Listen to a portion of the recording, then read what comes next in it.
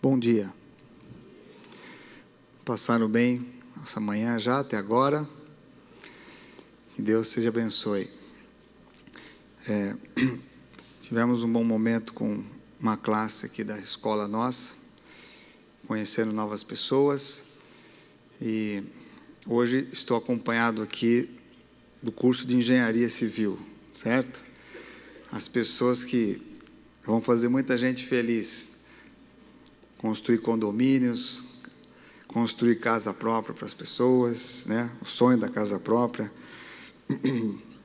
ajudar o movimento Sem Terra a encontrar uma paz no coração, e quem sabe, se vocês de engenharia puderem desenvolver um projeto aqui, de colocar calçada nos condomínios aqui do lado de fora, para vocês andarem melhor. Eu tenho um amigo que é vereador em Porto Alegre, e uma vez eu estive lá em Porto Alegre em 2006, e é um lugar muito bonito, tem uma lagoa, Lagoa dos Patos, um lugar bem bonito, mas eu observei várias coisas ali em Porto Alegre que podiam ser diferentes. E ele, como ia algumas vezes lá para a América, disse assim: olha, vê se você importa daqui algumas coisas boas, porque o Brasil tem a tendência de importar o que não é bom da América. Então importa a música, importa Big Brother, importa tanta coisa que é tão desnecessária.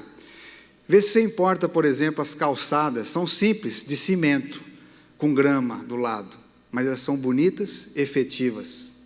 Pelo menos no estado da Flórida era assim, lá em Maryland, na região de Colômbia, assim, bem bonito. Vê se motiva as pessoas a cortar a grama. Colocar um sistema, lá a gente chama de sprinklers, aqui irrigação, uma lagoa tão linda como essa aqui, as gramas mortas, tudo aquele mato. Vê se o pessoal coloca uns pauzinhos assim, eu esqueci o nome disso, que tem umas sacolinhas, então o pessoal sai com o seu cachorro, e o cachorro, lógico, ele tem necessidades fisiológicas, né? Mas as pessoas têm o costume de catar, colocar no saquinho e ter o lugar do lixo. Essa civilidade, ela é muito importante. A gente pensa que o reino dos céus é só lá em cima. Quando chegar no céu, ruas de ouro, casas de ouro, rio com água cristalina, trono de Deus. Mas eu tenho chegado à compreensão que se o céu não começar aqui, com nossas atitudes, possivelmente a gente não vai chegar lá. E a parte de engenharia é muito importante, e arquitetura, para ajudar um mundo habitado por nós mais bonito, mais agradável.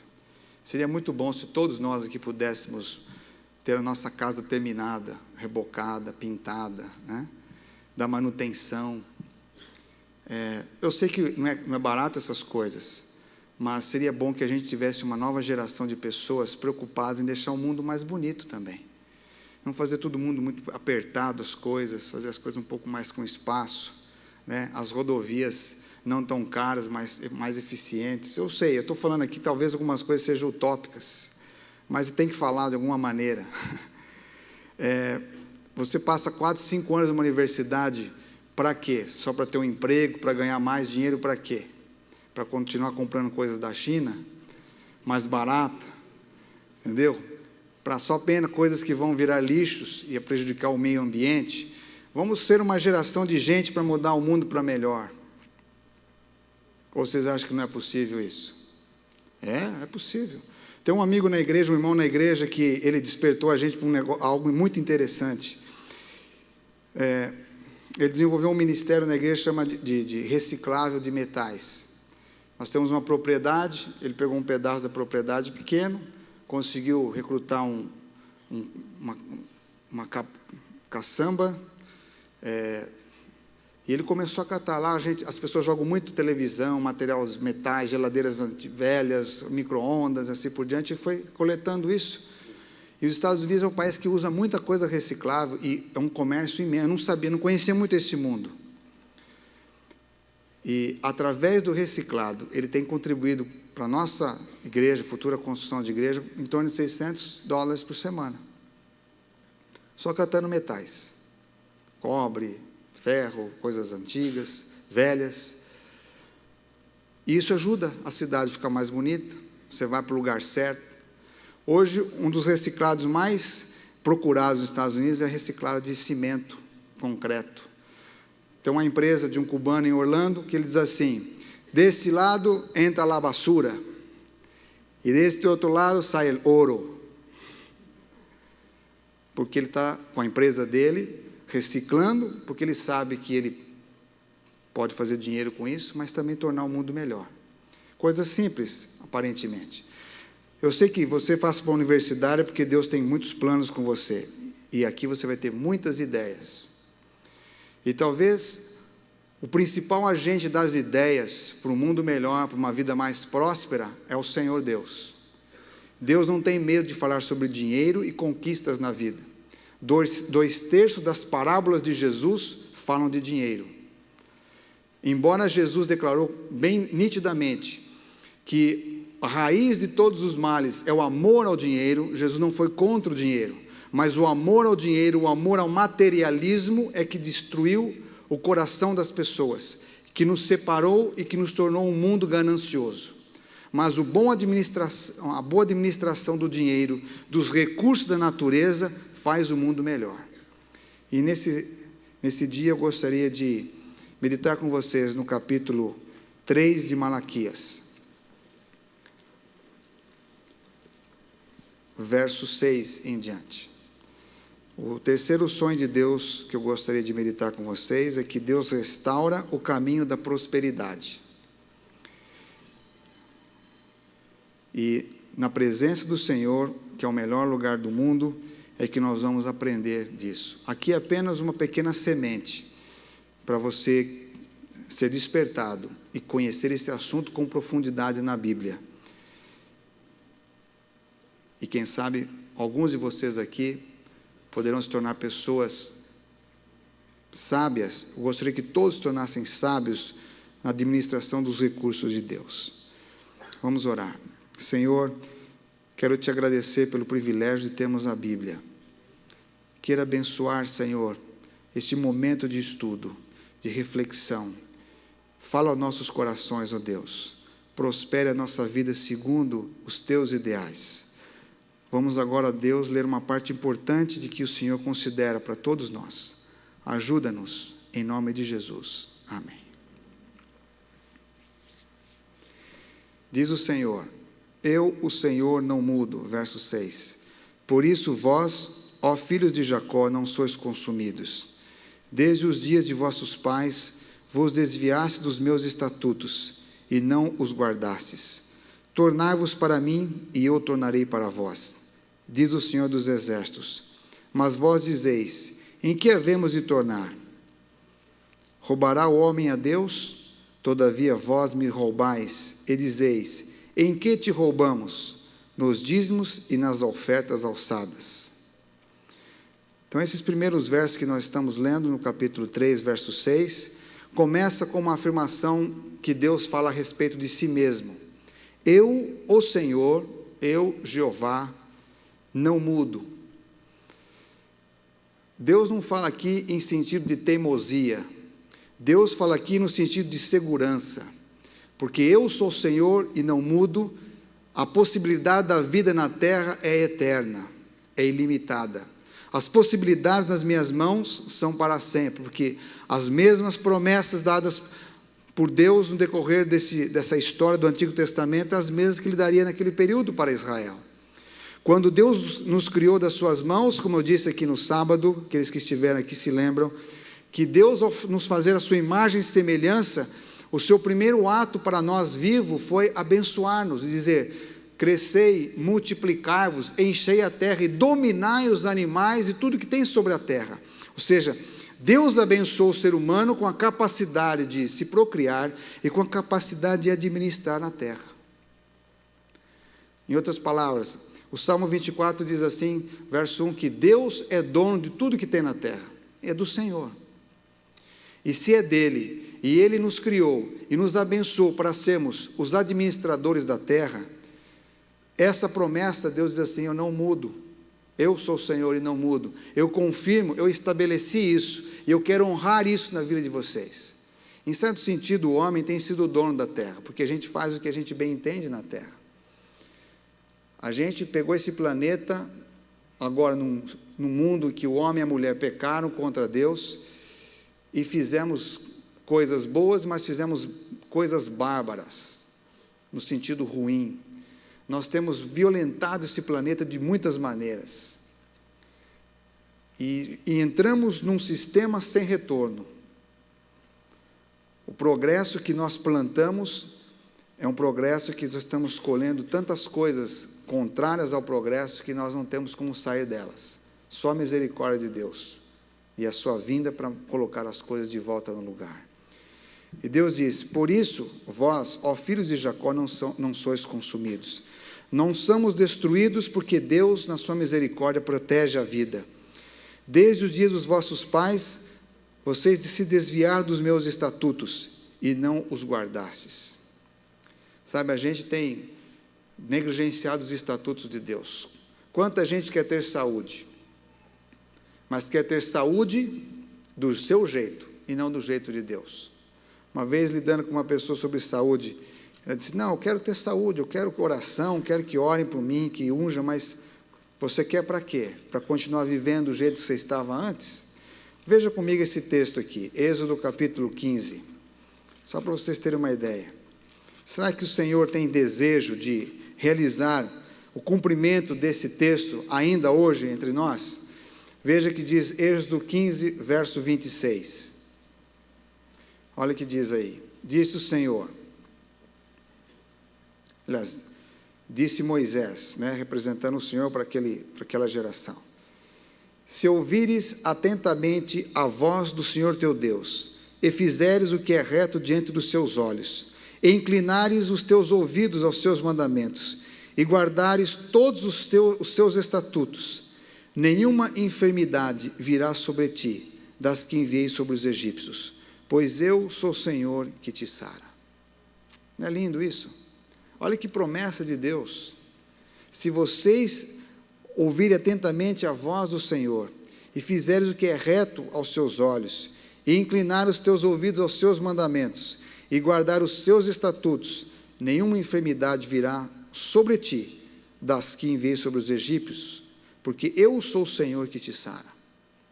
Nós cantamos hinos, vejo igrejas compondo e falando muito do Senhor que te sara, o Jeová que salva, o Jeová que cura as pessoas, mas a gente esquece da primeira parte disso, das promessas condicionais de Deus, das bênçãos condicionais do Senhor. Veja uma outra, 2 Crônicas, também conhecido o texto, capítulo 7, verso 14, quando o Senhor visitou Salomão na noite de inauguração do templo, depois que todo mundo foi dormir e quem sabe na calma da noite, Deus disse assim para Salomão, verso 12, 2 Crônicas, capítulo 7, verso 12, o Senhor lhe apareceu de noite e lhe disse: ouvi a tua oração, Salomão, e escolhi para mim este lugar, para a casa de sacrifício. Quando eu fechar os céus e não houver chuva, ou ordenar aos gafanhotos que consumam a terra, ou enviar a peste entre o meu povo, se o meu povo que se chama pelo meu nome, se humilhar e orar e buscar a minha face, e se converter dos seus maus caminhos, então eu ouvirei dos céus, e perdoarei os seus pecados, e sararei a sua terra. Como nós nos apegamos a esse verso, quando diz, eu sararei a sua terra? Quem não quer ter a sua terra curada? Quem não quer ter a sua casa prosperando? Quem não quer ter a sua vida marchando para o bem? Mas esquecemos da primeira parte. Se o meu povo, que se chama pelo meu nome, se humilhar, orar e buscar a minha face, e converter-se dos seus maus caminhos. Esse procedimento não pode ser esquecido. A prosperidade de Deus, ela está intimamente relacionada com a nossa atitude de busca do Senhor e de mudança de vida. Por isso que aqui em Malaquias, o Senhor agora diz para Israel, eles perguntam a Deus, Deus diz assim, tornai-vos para mim e eu tornarei para vós. Ou seja, se voltem para mim, me busquem porque vocês são meu povo, voltem seus ouvidos para ouvir a minha palavra, me busquem em oração. E eles perguntam: em que nós devemos nos tornar a ti? Diz o Senhor dos Exércitos. Em que havemos de tornar? Então Deus agora é específico. Tem uma área das suas vidas que vocês não estão valorizando o Senhor, que vocês não consideram o Senhor importante. Vocês deixaram de amar o Senhor, deixaram que o materialismo tornasse o Deus de vocês. E Deus deixa bem claro: roubará o homem a Deus? Há possibilidade de o homem roubar a Deus? Tem alguma maneira? Se Deus não tem nenhum banco estabelecido na terra, se Deus não tem nenhum lugar para eu fazer depósitos semanais ou mensais para Ele, como que eu posso roubar a Deus? E então o Senhor diz assim: sim, vocês me roubam, todavia vós me roubais, e dizeis: em que te roubamos? E Deus diz: nos dízimos e nas ofertas alçadas. Deus disse bem claro: vocês estão me roubando na forma como devolvem o dízimo ou não devolvem dízimo, e nas ofertas alçadas. Eu pensei que dízimo era uma coisa que só adventista do sétimo dia deveria devolver a Deus. Mas eu tenho descoberto, quando leio a Bíblia, como a terra de Deus, todos os povos da terra deveriam devolver o dízimo. E talvez uma boa parte do planeta está vivendo sobre muitas maldições e problemas sociais, econômicos e pobreza e fome exagerada, porque nós temos sido negligentes com uma parte simples do pedido de Deus: devolver o dízimo. É lógico que você diz assim: mas como eu posso devolver o dízimo com tanto escândalo de igreja, com pastores que têm aviões próprios, com tanta barbaridade, com tanto luxo em igrejas, com tanta desrespeito com o dinheiro da população, com pessoas que tiram seu dinheiro e trazem nas igrejas? Infelizmente, o homem se corrompeu, e como diz Romanos, do pé à cabeça, todos somos destituídos da glória de Deus, e lamentamos muito o que acontece isso em nome de Jesus. Jesus uma vez disse assim: olha, cuidado com os escândalos, mas muito cuidado, e pior seria aqueles que falam do meu nome, aqueles que escandalizam as pessoas com a sua vida, com o seu estilo materialista, seu estilo hipócrita e assim por diante. Melhor seria que eles pendurassem uma pedra no pescoço e fosse para um despenhadeiro, do que fazer uma pessoa se afastar de mim devido ao seu testemunho. Quem quer ser pastor de igreja, quem quer ser líder de igreja, deve ter muito cuidado.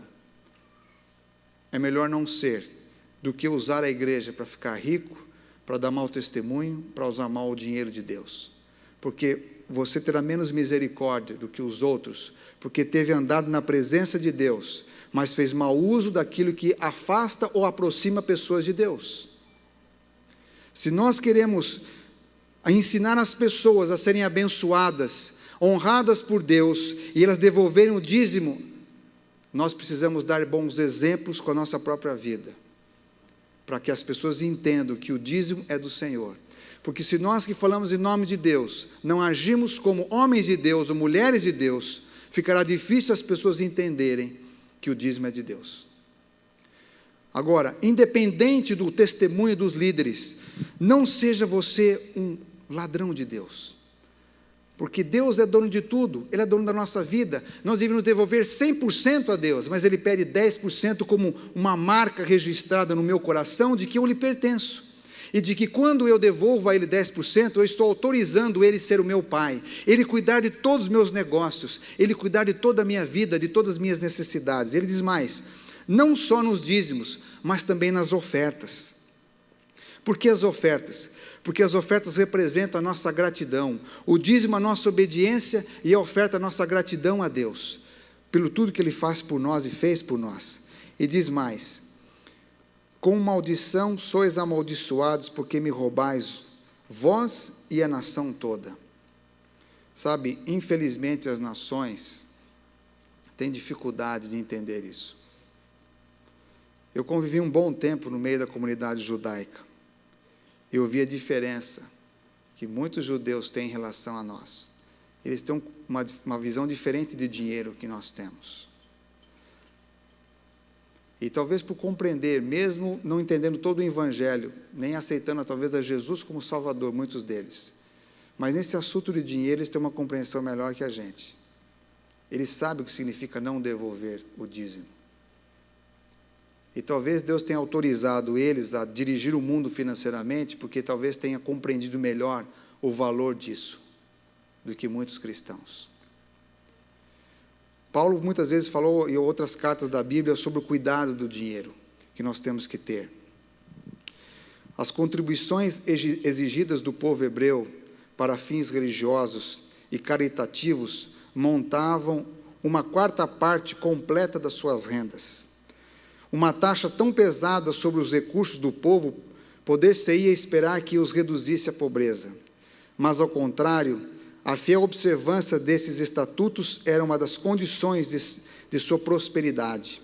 Sob a condição de sua obediência, Deus lhe fez esta promessa, de Malaquias 3, versos 11 e 12, que diz assim: repreenderei o devorador, para que não vos consuma o fruto da terra.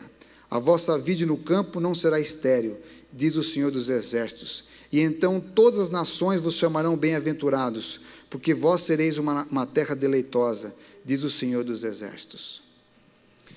Esse texto, escrito por a escritora Ellen White, no século XIX, nos mostra que os judeus desse tempo eram chamados por Deus a reconsiderar o que estavam fazendo. Originalmente, 25% do salário deles era para fins religiosos e caritativos. Nós, muitas vezes, achamos que as ofertas devem ser só dadas para fins religiosos, mas eles tinham um procedimento interessante, o povo de Deus. Eles aprenderam já com Abraão. Antes mesmo de Deus formar a nação israelita, Abraão devolveu o dízimo para Melquisedeque, segundo Gênesis 14, verso 20. E ele devolveu lá na região de Jerusalém, que futuramente seria a capital do seu povo. O dízimo e a oferta são formas de Deus restaurar em nós uma grande verdade, que Deus é a fonte de toda a vida e de toda a bênção. Nesse período de Malaquias, o povo havia se afastado de Deus. E como diz aqui o texto, Deus disse assim, verso 9, verso 10, trazei todos os dízimos à casa do tesouro, para que haja mantimento na minha casa, e depois fazei prova de mim, diz o Senhor dos Exércitos, se eu não vos abrir as janelas do céu, e não derramar sobre vós uma bênção tal, que dela vos advenha a maior abastança. Deus quer abençoar a gente com muitas coisas. Agora, nós precisamos aprender com Deus a colocar isso em prática. Dízimo quer dizer 10% do que eu recebo. E ofertas é um compromisso de gratidão que eu faço com Deus. No Antigo Testamento, eles tinham o costume de dedicar uma oferta também, parte dessa oferta, ou segundo dízimo é chamado também, ao cuidar dos levitas, dos órfãos, das viúvas e dos pobres. Nós precisamos sempre ter um dinheiro reservado, além de trazer o dízimo e a oferta à casa do Senhor, um recurso para ajudar os necessitados. O povo de Deus não pode ser um povo com a mão fechada, só pensar em si e não estender a mão aos necessitados. No nosso projeto de vida, Deus quer que a gente seja homens e mulheres generosos. Paulo dizia assim, o que você semear, você colhe. Aquele que semeou pouco, colherá pouco. Aquele que semear muito, colher-se-á bastante. Quanto mais generosidade formos, mais o Senhor tem condição de abençoar a nossa vida. Mas isso é um compromisso que fazemos com Deus. Aqui, vocês como jovens e estudantes, alguns de vocês já são famílias formadas, estão trabalhando, sabem o preço que é estudar, mas se vocês também forem fiéis a Deus, nos seus dízimos e nas suas ofertas, trazendo a casa do tesouro, a igreja de Deus, você está autorizando o Senhor a abençoar sua vida, a ter uma experiência com Deus. Eu conheço muitas pessoas, eu mesmo passei um momento difícil de desemprego, e orava muito a Deus, e saía atrás de trabalho, e não conseguia achar trabalho. Um dia, eu estava num dilema entre pagar o seguro do carro, e devolver o dízimo, e a oferta a Deus. Lá nos Estados Unidos, em geral, a maioria dos estados, você não pode dirigir sem ter seguro do carro. Passou 30 dias, se você não tem seguro, não renovou teu seguro, se a polícia te parar, você pode ir preso. Então, seguro é um assunto obrigatório de automóvel, principalmente. E eu estava muito descapitalizado completamente, e orando a Deus: Senhor, me dá um trabalho, alguma coisa que eu possa pelo menos pagar o seguro. Eu lembro quando eu me ajoelhei diante de Deus e orei ao Senhor, logo em seguida, na casa que eu morava, era de um homem muito fiel a Deus, um advogado de Recife, que escolheu morar uma temporada nos Estados Unidos. Aquele homem sofreu uma doença chamada psoríase, dos pés à cabeça. Ele passava 1 hora na banheira, descascando todas aquelas escamas que a sua pele fazia, e tentou algum tratamento ali de remédios novos que estavam se desenvolvendo na sua doença. E eu, por um tempo, depois do furacão Andrews, fiquei sem morar, e a gente acabou morando junto com eles. E eu vi aquele homem numa disposição com Deus impressionante, com aquela doença dos pés à cabeça. Todas as manhãs ele orava a Deus, tinha o seu culto, nunca vi dos seus lábios uma palavra de reclamação, e eu ali reclamando, desempregado, mas com saúde, com disposição, um indivíduo amargo, perto de um homem totalmente arruinado, feliz. O pouco dinheiro que ele trouxe do Brasil se mantinha ali nesse período, fazia questão de devolver o seu dízimo e dar sua oferta ao Deus eterno. E eu, na minha mesquinharia de vida, reclamando. E orei ali naquela casa. Pouco tempo depois, um telefonema veio. Naquele período, eu já estava começando a ajudar a formar a igreja em Fort Lauderdale. Então, o telefone do outro lado era um pastor aposentado. Ele disse assim: Jimmy, eu tenho visto que você tem sido muito esforçado em ajudar a gente lá na cidade de Fort Lauderdale, e estamos chegando próximo ao Thanksgiving, e eu gostaria, junto com a minha esposa, de dar um presente para você. Tem como você vir aqui à minha casa? Eu estava com o último metade de tanque de gasolina. Eu disse: bom, eu orei a Deus, veio esse telefonema, eu vou acreditar. E fui. Não sabia que tipo de presente que eu ia receber. E conversamos, almocei com eles, e ele me entregou um envelope. No caminho, parei o carro, abri o envelope, e tinha exatamente o dinheiro que eu tinha que pagar o seguro, que era o último dia. Não sabia do meu problema, não sabia da minha necessidade, mas aquele dinheiro, eu digo assim, dirigido por Deus. Agora eu pensei: vou pagar o seguro, vou dar o dízimo, porque eu estou ganhando esse presente. Dei o dízimo. Quando fui fazer o pagamento do seguro, que era o último dia, mas tinha um desconto que eu não sabia, ou não lembrava desse tipo de desconto, exatamente deu para eu devolver o meu dízimo a Deus e pagar o seguro. Tempos depois eu consegui trabalho, e a vida foi se levando, pela graça de Deus. Deus convida você a ser o sócio da sua vida. Eu conheci várias histórias de empresas nos Estados Unidos que me chamou a atenção. Lá tem uma indústria chamada Welch, que produz a primeira produtora de suco de uva do mundo, engarrafamento, pelo menos é o que se entende lá. O Welch era um jovem, filho de um dentista, que tinha um sonho de ser um pastor missionário na África, mas a sua mulher tinha muitos problemas de saúde, e por essas razões ele não pôde ser enviado como missionário. E conta-se a história que ele foi a Deus e disse: Senhor, eu gostaria muito de poder fazer alguma coisa. Quando seu pai morreu, pesquisando os achados entre livros de pesquisa do seu pai, ele descobriu uma fórmula de fazer com que o suco de uva não virasse vinho, vamos assim dizer, e que pudesse ser usado na Santa Ceia da sua igreja, ao invés de usar o vinho normalmente usado. E ele começou a pesquisar aquilo, e o Espírito Santo deu um insight para ele: por que não fazer isso, um suco, e comercializar isso?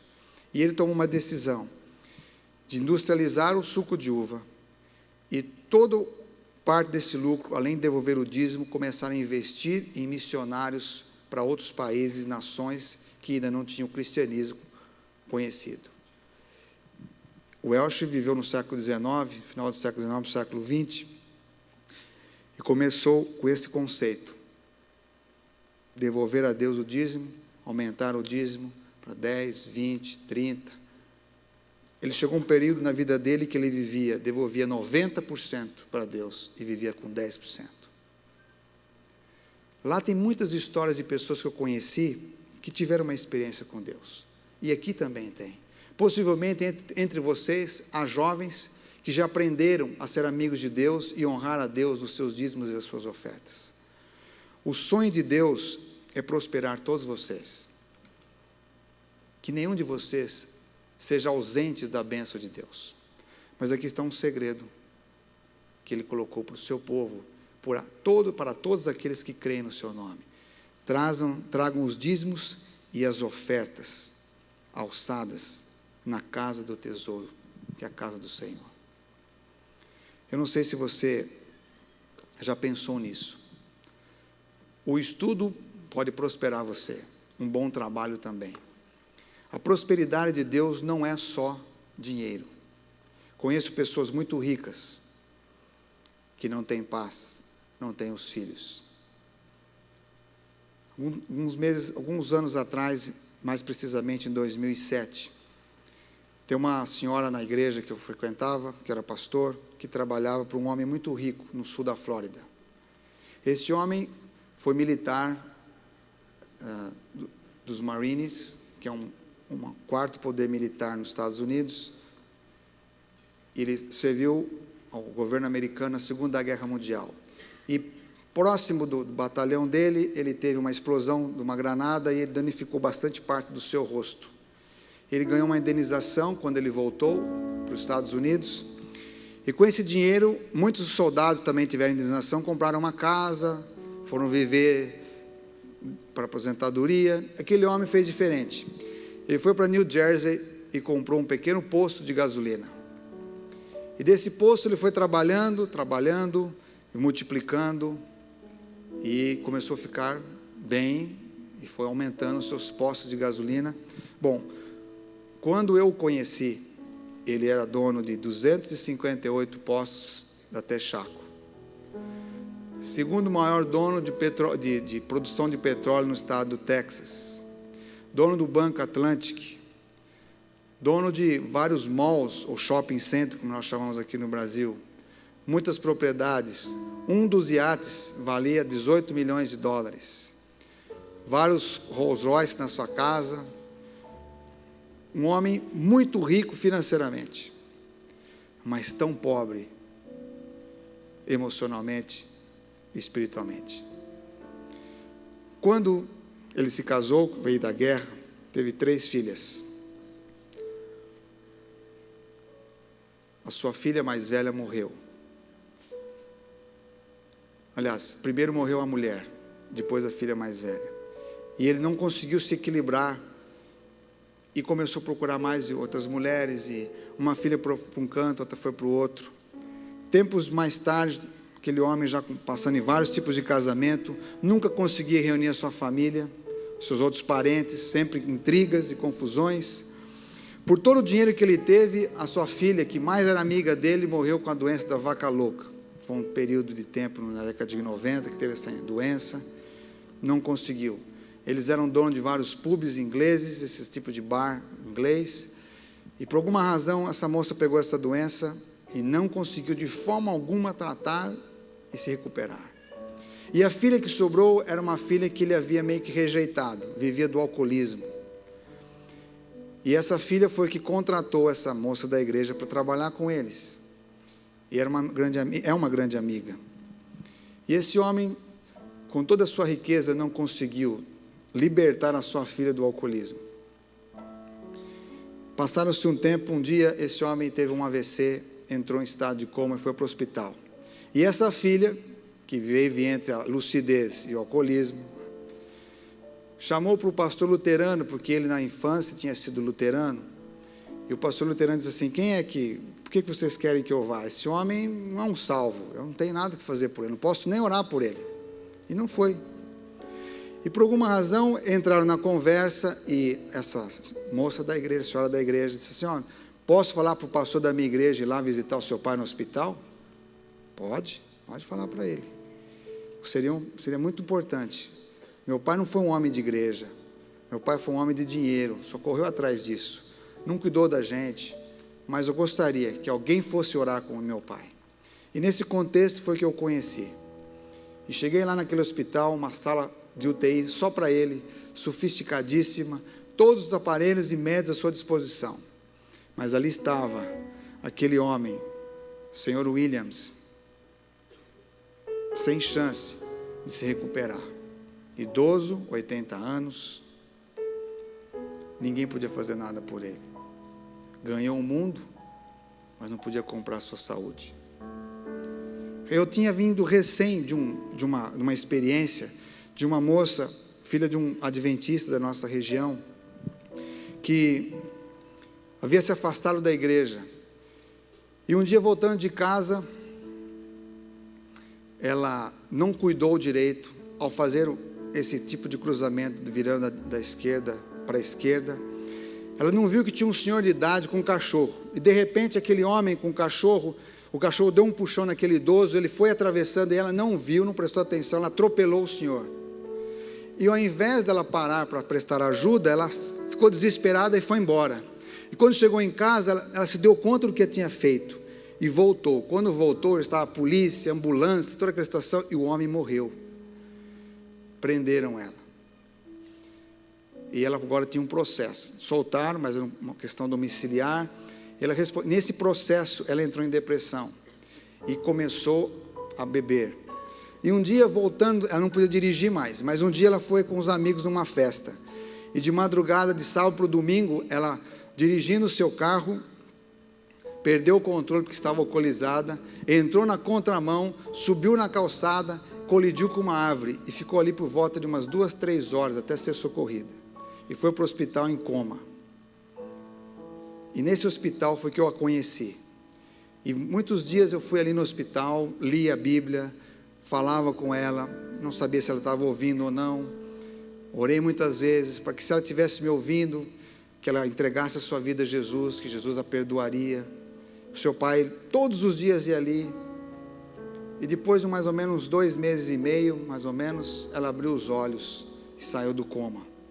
E ela me disse uma coisa interessante: pastor, eu ouvia quase tudo que vocês falavam, mas não conseguia responder. Mas foi tão bom ouvir as meditações que o meu pai lia, os trechos da Bíblia que o senhor falava. Tive o privilégio de ajudá-la a voltar para Jesus. Foi batizada num sábado, e no domingo ela foi levada preso. E ficou 1 ano e meio preso na penitenciária de Broward County. Mas ela foi fiel a Deus, saiu, hoje é uma moça recuperada, trabalha no sul da Flórida, trabalha com contabilidade, é uma pessoa muito inteligente, Deus está abençoando a vida dela. Quando eu cheguei para visitar este homem, eu tinha essa história comigo. E disse assim: ele pode me ouvir, e eu não vou deixar passar essa oportunidade. No passado eu fui um pastor que, às vezes, quando alguém me ligou de última hora para ir para o hospital, eu atrasei, eu não fui, ou fui tarde demais. Vi pessoas que morreram sem eu ter tido a chance de ter dito alguma coisa para ela. Quando eu entendi isso, eu disse assim: qualquer pessoa que me precisar de uma emergência, eu preciso estar lá, ou alguém tem que ir lá na igreja para fazer uma obra de oração com essa pessoa. Eu não sei qual a chance que as pessoas têm, mas nós temos que aproveitar as oportunidades. E orei com aquele homem, pedi que Deus o ajudasse. Disse para ele que, mesmo que ele tivesse vivido uma vida totalmente longe de Deus, nunca crido nada, mas que ele desse o seu coração a Jesus, que Deus o ama. Pouco tempo depois que eu saí daquela UTI, ele faleceu. Eu não sei o que Deus reservou para ele, mas ele correu a vida inteira atrás do dinheiro e atrás de acertar um casamento. Ele teve dinheiro, não teve casamento. Ele teve filhos, mas não teve amor dos filhos. Eu sei que Deus nos ama, e Deus pode ter perdoado este homem, se ele disse sim para Jesus. E poderia ter uma surpresa quando o Senhor voltar, de ressuscitar este homem. Mas vocês já imaginaram deixar para aceitar a Jesus depois de 80 anos, quando você não tem mais nada para oferecer para Deus? Eu fico feliz quando a gente tem, por exemplo, o Milton Afonso, que tem 90 anos, que escolheu Jesus bem cedo na vida. Quanta coisa, quantos estudantes foram abençoados por alguém que colocou a prosperidade de Deus à disposição das pessoas para abençoar.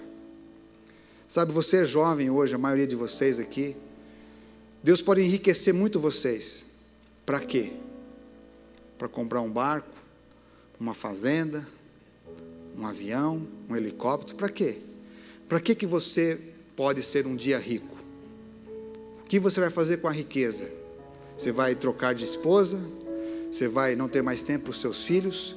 Que valor tem a riqueza material se for para separar você de Deus e do que vale a pena na vida? Por isso que prosperidade para Deus é um conjunto de fatores. Tem pessoas que nunca vão ficar ricas, sabe por quê? Porque a prosperidade de Deus é preservar você para a vida eterna, porque a riqueza na sua mão vai te destruir. Outros vão ser ricos, mas deixe Deus abençoar você, deixa Deus prosperar você, siga o plano de Deus, seja fiel a Deus nos seus dízimos, nas suas ofertas, faça de Deus o sócio da sua vida, o Senhor de tudo, e com certeza um dia você vai poder contar a sua história, para os seus filhos, para o seu bairro, para os seus alunos. Não sei quem Deus colocar na sua vida, mas você terá sido um homem e uma mulher de Deus, um amigo de Deus. Você gostaria de ser fiel a Deus? Você aceita esse desafio nessa manhã? Jesus disse que, Ele disse para nós em João capítulo 13, verso 1, Jesus amou seus discípulos e amou até o fim. Isso é fidelidade. E que você possa ser fiel a Deus. Nós vamos, nesse momento, orar a Deus. Eu não sei se dá para a gente cantar. Podemos cantar? O melhor lugar do mundo? Isso. Eu quero convidar vocês a se colocarem em pé e cantar este hino que foi escrito aqui nesse colégio por dois músicos, Lineu e Valdecir. O melhor lugar do mundo não é o que o dinheiro pode comprar, embora o dinheiro possa dar coisas muito boas. Mas o melhor lugar do mundo é você estar na presença daquele que pode autorizar você a andar abençoado. Isso não tem preço, isso é dádiva do céu.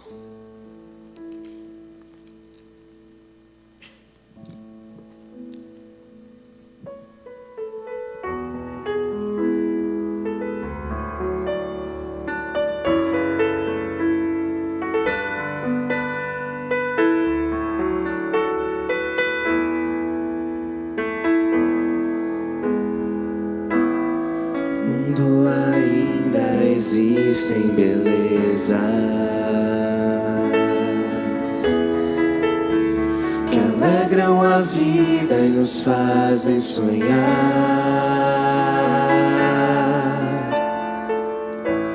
recantos felizes da natureza, onde qualquer ser humano gostaria de estar. Mas de todos os lugares, o mais bonito e inspirador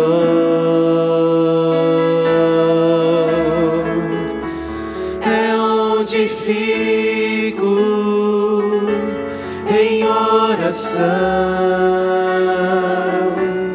junto aos pés do Salvador. O melhor lugar do mundo é aos pés do Salvador.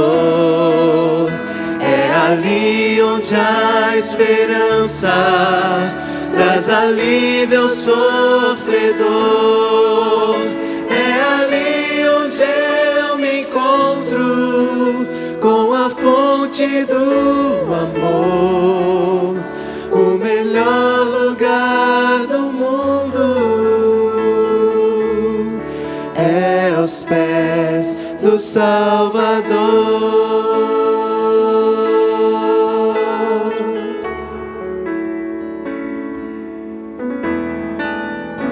Sonhamos com casas que tenham conforto,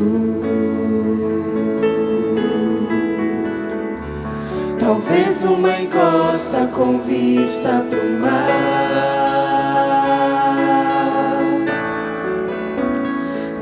as maravilhas não fazem sentido se Cristo não está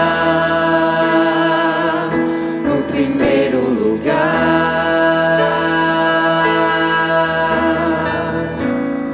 Ao sentir a paz de Deus,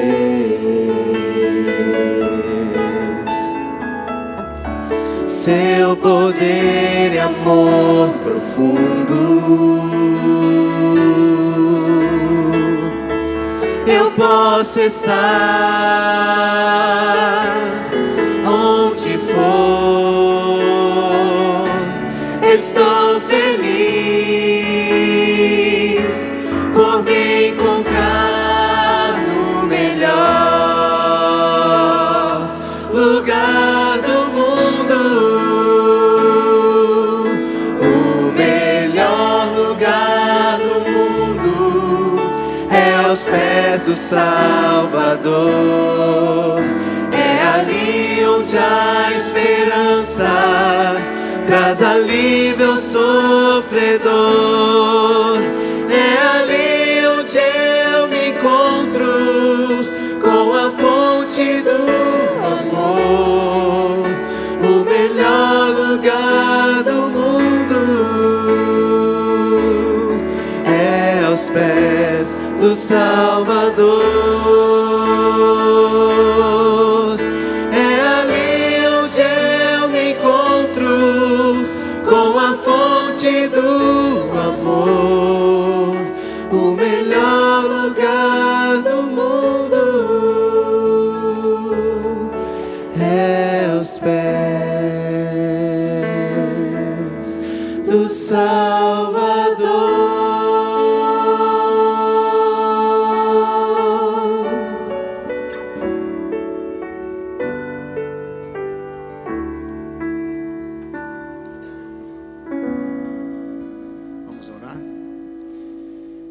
Senhor Deus, te agradeço porque o Senhor é o Deus que não muda, Deus Criador dos céus e da terra, e nas tuas mãos está a verdadeira prosperidade.